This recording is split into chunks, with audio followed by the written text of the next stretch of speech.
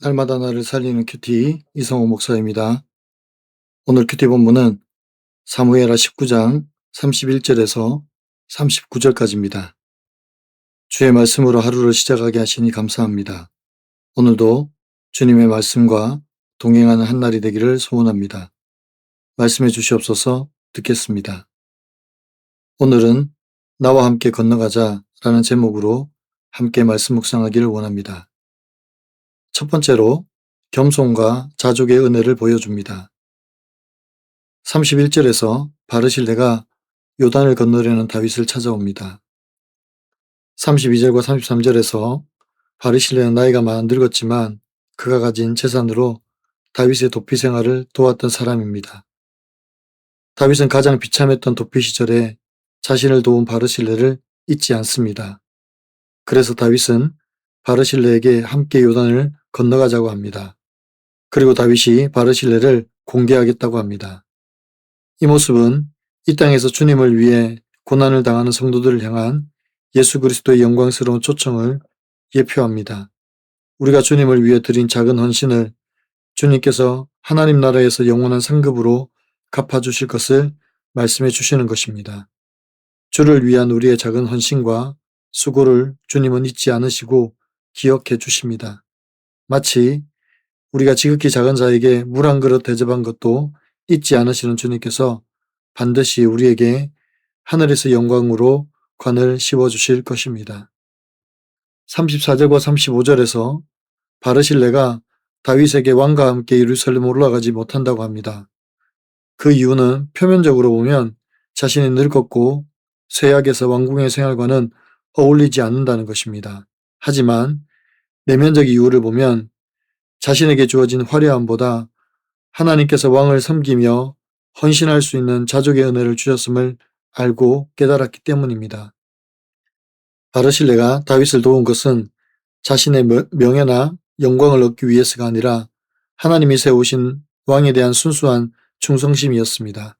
그래서 그는 자신이 늙어서 아무것도 할 수 없지만 왕을 도와 요단을 건너게 한 것만으로도 만족하고 감사하고 있는 것입니다.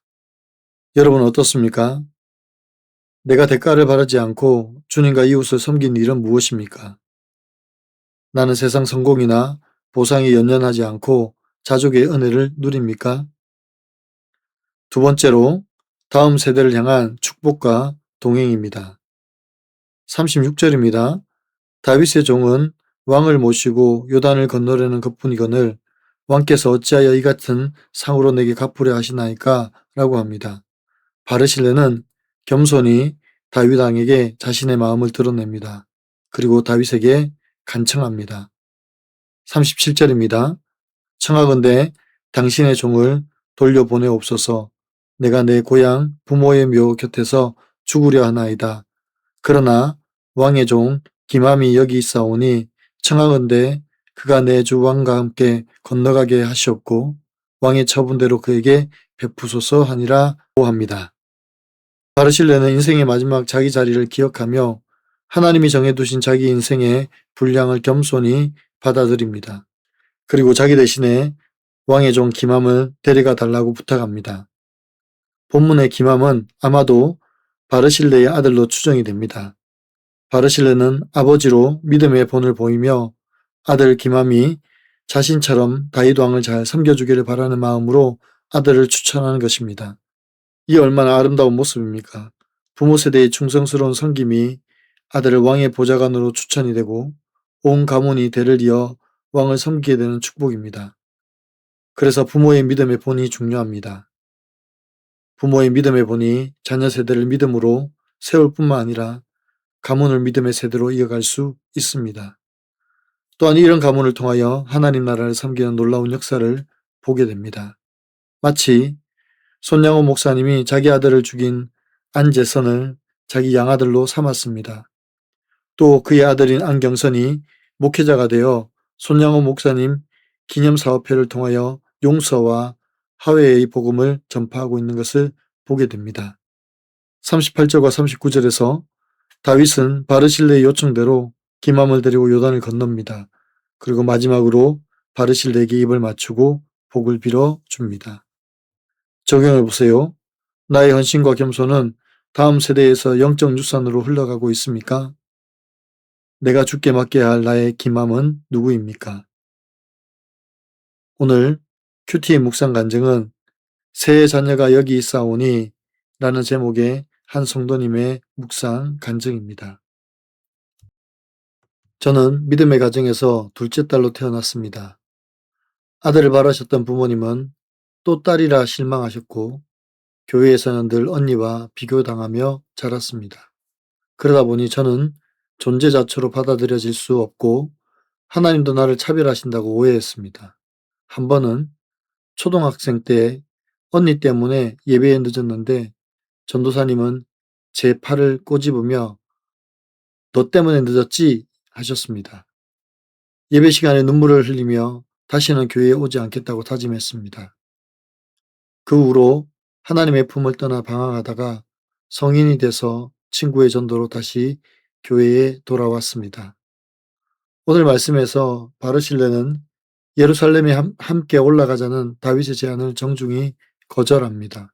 저 같으면 드디어 왕이 내 가치를 알아준다며 저를 무시하던 이들에게 보란듯이 자랑하고 목을 빳빳이 세웠을 것입니다. 그러나 이런 저를 아시는 하나님은 결혼 후 난임의 고난과 경제적 어려움으로 저를 낮추셨습니다. 공의를 행하고도 겸손한 바르실레와 달리 저는 스스로 낮아질 수 없었기에 겸손한 환경을 주셨음을 깨닫습니다. 그런데 얼마 전 엄마도 누구 엄마처럼 키 컸으면 좋겠다. 나도 키 크고 싶어. 라는 4살 된 막내 아들의 말에 열등감과 상처가 올라왔습니다. 또 태권도 학원에 다니고 싶다는 둘째 아들의 바람을 들어주지 못하는 형편에 눈물이 났습니다. 하지만 지금의 환경에서 제 주제를 알고 자족하는 것이 새 자녀를 위한 것임을 압니다. 그리고 기맘이 나와 함께 건너가리니 나는 내가 좋아하는 대로 그에게 베풀겠고 또 내가 내게 구하는 것은 다 너를 위하여 시행하리라는 말씀을 하나님의 약속으로 붙잡습니다. 제 능력으론 아무것도 할 수 없는 환경에서 말씀으로 위로받고 살아나는 저와 저의 자녀들이 되기를 소망합니다. 저의 적용은 자기 곳으로 돌아간 바르실레처럼 아내의 자리, 엄마의 자리를 잘 지키겠습니다. 새 아들에게 영양가 있는 간식을 만들어주고 아이들 숙제를 성의껏 도와주겠습니다. 입니다.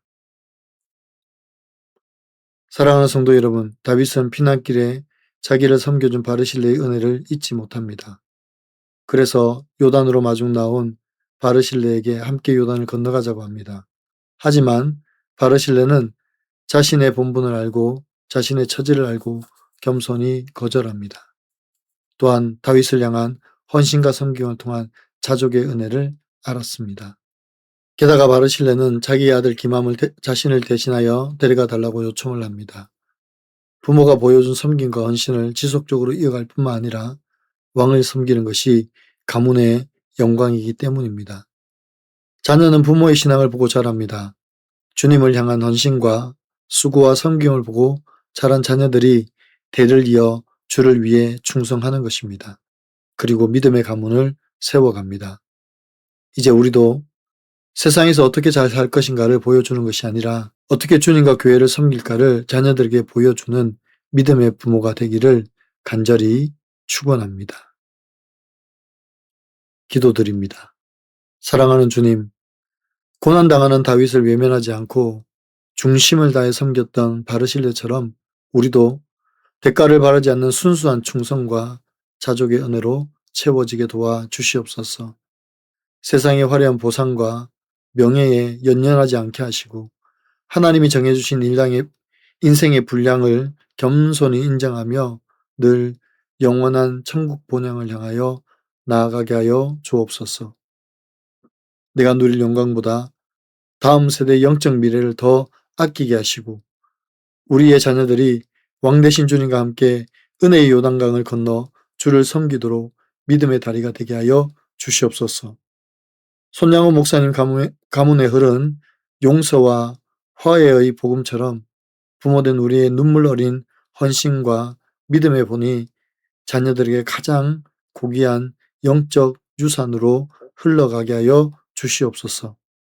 이제는 세상에서 잘 사는 법을 가르치는 부모가 아니라 교회를 어떻게 사랑하며 섬겨야 하는지 삶으로 보여주는 신실한 믿음의 부모가 되게 하여 주시옵소서.